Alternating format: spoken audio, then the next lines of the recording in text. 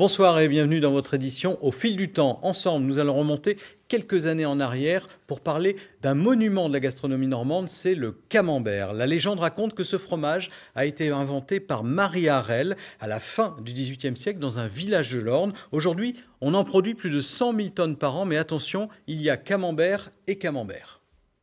Pardon madame, vous qui êtes du pays, la route de Camembert s'il vous plaît.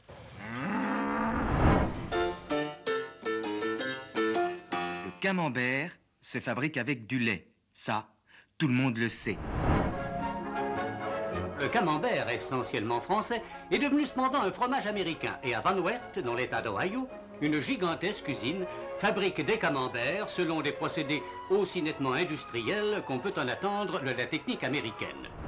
Partons donc à la chasse au camembert picardo-normand. Ce flot ininterrompu, 80 000 litres par jour, sert essentiellement à produire des camemberts. 10 à 11 000 camemberts tous les jours que Dieu fait. Monsieur Bayeul, nous sommes ici en Picardie. Avez-vous le droit d'appeler votre fromage du camembert? Oui, pour trois raisons. La première, c'est que nous collectons du lait en Seine-Maritime en quantité suffisante pour assurer notre fabrication. Deuxièmement, nous sommes depuis longtemps porteurs du label Véritable Camembert de Normandie. Et enfin, nous fabriquons, suivant le procédé absolument traditionnel. Avant que je ne fasse du camembert, je mangeais du camembert pasteurisé. Mais alors, il y a dans le camembert fermier un goût de terroir qu'on ne trouve pas dans les camemberts industriels. Mais ce fromage, qui nécessite du temps, de la main-d'œuvre et du doigté, a deux défauts pour les tenants du modernisme. D'une part, il se conserve moins bien, ce qui ne fait pas l'affaire des libres-services et des grandes surfaces. D'autre part, il revient plus cher que le camembert fabriqué industriellement à partir d'un lait pasteurisé. Alors le vrai camembert est en train de disparaître et il ne représente plus que 8 à 10% des quelques 2 millions de camemberts fabriqués chaque jour à la chaîne.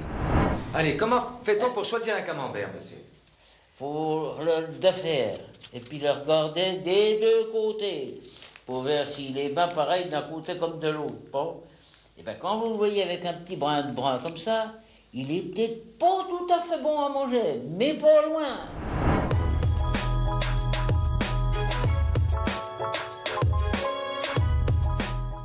Comment reconnaître un bon camembert? Voilà une bonne question. Nous allons la poser à un spécialiste. Bonsoir Baptiste Évrard. Bonsoir. Vous êtes fromager à Caen. Le nom de votre crèmerie apparaît sur votre pull. Ça ne veut pas dire que vous allez nous raconter n'importe quoi. Est-ce que le camembert de 2020 ressemble au camembert d'autrefois? C'est un camembert aujourd'hui qui est un peu moins goûtu, mais on a encore des camemberts, oui, qui ressemblent à autrefois avec des goûts vraiment marqués, assez puissants. Et heureusement. Alors quand vous dites un camembert un peu moins goûtu, ça veut dire qu'on l'a peut-être un peu aseptisé au fil des années? C'est ça. Aujourd'hui, on a une standardisation qui fait que les camemberts sont moins puissants en goût. Ils se ressemblent un peu tous. On va avoir un goût légèrement plus aillé sur les camemberts et plus doux. Mais on garde des camemberts aujourd'hui qui quand même vont être assez goûtus, notamment les fermiers. Donc on a encore ce qu'il faut. Alors les fermiers, c'est peut-être pas la majorité de la production. Non, c'est une toute petite majorité. C'est petit, il en reste quelques-uns. Quand vous dites fermier, c'est quoi? C'est du vrai... Fermier, ça veut dire qu'il y a un troupeau. On va avoir une vache qui va être nourrie au foin avec une majorité de Normande à 60% en race de vache. Et du coup, on va avoir un camembert qui répond au cahier des charges qui est obligatoire. Bon, on va l'appeler le vrai camembert fermier. C'est voilà. Par contre, c'est pas toujours simple de s'y retrouver avec toutes les étiquettes, les AOP.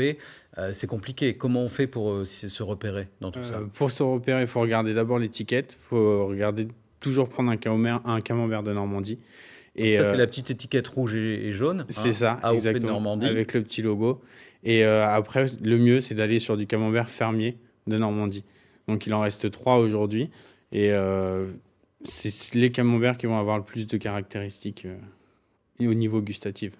Alors, comment on fait pour choisir son camembert, une fois qu'on a choisi celui qu'on allait acheter, si on veut un fermier, une fois qu'on est devant tous les camemberts, ou même pour les gens qui achètent un camembert pasteurisé, comment on fait pour le choisir, pour l'avoir à point? Alors, si on le veut assez doux, avec des arômes assez lactés, de foin, plutôt floral, on prend un camembert qui va être assez blanc, et qui ne va pas être trop crémeux, qui va être assez dur, donc crayeux à l'intérieur. Et après, si on veut quelque chose de plus développé en goût, avec des arômes de sous-bois, de champignons, on va vers un camembert très crémeux, où la croûte elle va être un peu lainurée avec des petites taches, notamment des taches un peu rosées. Et là, on a quelque chose qui va être goûtu et du terroir. Mais ça, on ne peut pas le savoir si on n'a pas ouvert la boîte.